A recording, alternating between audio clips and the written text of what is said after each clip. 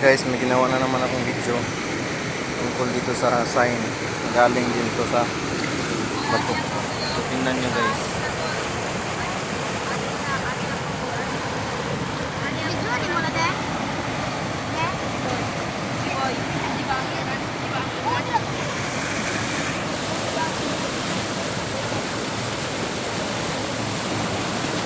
Ito.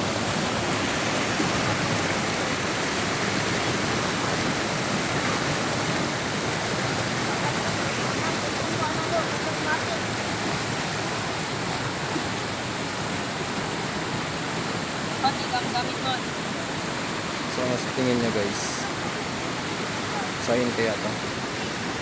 So, dito po siya sa malaking bato. So, parang araw din tong bato na to. So, puntahan natin yung yung dulo ng bato. Ayan po.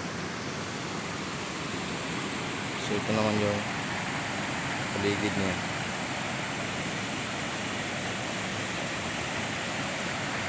So na siya sa lapit sa ilog.